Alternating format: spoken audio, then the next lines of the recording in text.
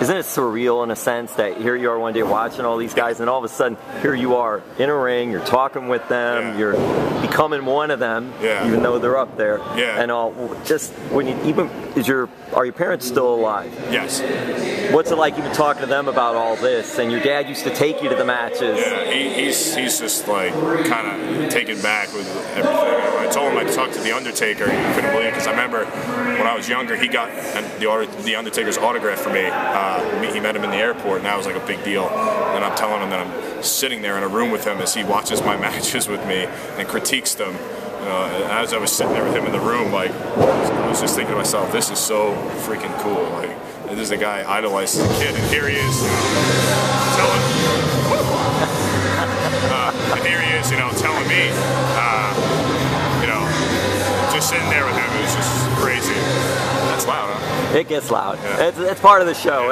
You should know that by now. That's all part of the show. Is that 3-minute warning? I think that's 3-minute warning's entrance theme. That I didn't know. That's a good reference. I think it is. People, this is so funny. We'll do this quickly, but people, when they listen to these videos, if they ever hear music in the background, it's almost like they're messaging. Oh look, Rick Rude. Hey, that's Rick Rude's entrance. They all love hearing the music in the. I think that was. So that's 3-minute warning. There you go. Yeah. I gotta ask you this now. You and Enzo, the crowd just really gets into you guys. Does Enzo make you laugh? Yeah, Enzo's I mean, you're used to him, but still. The guy you see out in front of people and in the ring is the same guy that's in the back and in the car. Same human being, same guy. So yeah, he's a funny dude. He's quite the character, I must say. Do you guys ever play? I know you're very busy, but do you guys ever have any time to play basketball? No. Even pick up? I mean, just for fun or no? No, I haven't picked up a basketball in 3 years. Just so busy? Is that one of the reasons, or just? And it's really hard. There's no courts down here, or to find, even in competition to play.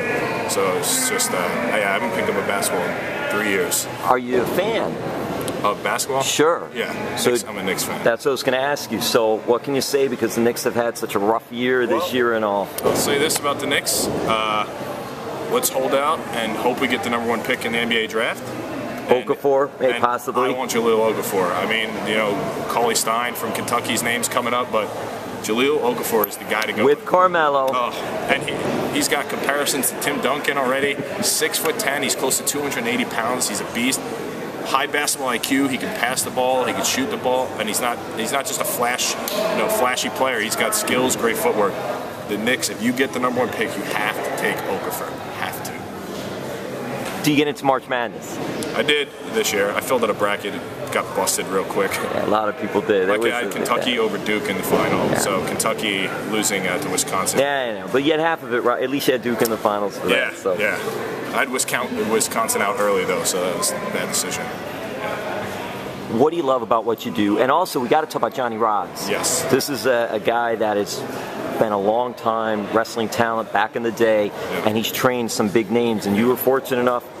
How did you hook up with Johnny and be able to train through Johnny? Johnny Rodz. Okay, so when I graduated college, I immediately wanted to start wrestling training, so I looked up schools in the area. I went to Gleason's gym to meet Johnny, sat down with Johnny, we just chatted for a bit, and started, I guess, the next day.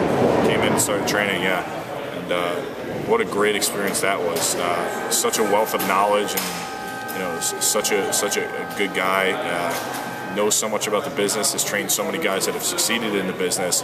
I used to always go in, like a lot of people would go in and just train, but I also thought it was very valuable to go in, sit in his office with him, and I picked his brain for hours at a time. He probably was like, so annoyed with me at points, but I'd get him a coffee, we'd sit and I'd chat, and I'd just talk to him for hours on end, and I picked his brain a lot. Very valuable experience. I owe so much to Johnny Rodz. And a phenomenal trainer. He'll get, even at his age, man, if he wants to get in there and stretch you, he will stretch you. Yeah, he still gets in there. Colin, how did you get your break from there, and now you end up here? I went to WrestleMania 26 in Glendale, Arizona as a fan, and I was staying in Phoenix, and I was walking I was coming out of the Knicks game. The Knicks played the Phoenix Suns that night. Yeah, at the U.S. Airways Center.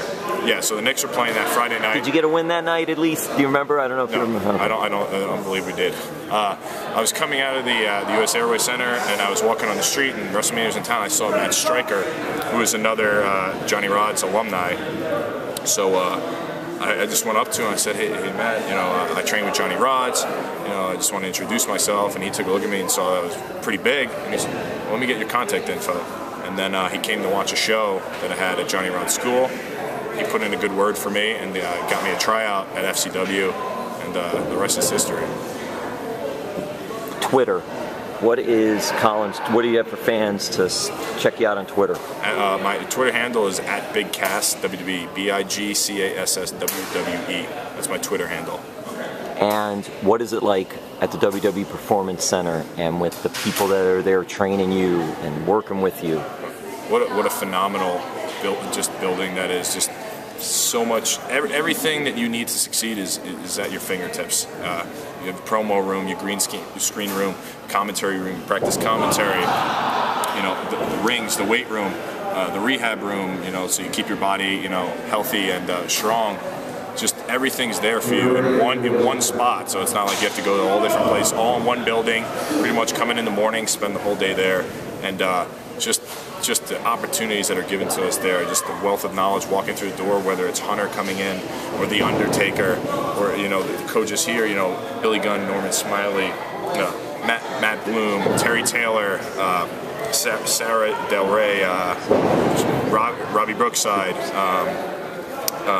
you know, all of these coaches, you know, the wealth of knowledge that they've acquired over the years in the business, helping us every day, and then to mention the WWE talents that come in, and you know, we get to train with some of them when they come in, and very valuable, just all this knowledge and experience to help us, and then we have the rings and everything else at our fingertips. Yeah.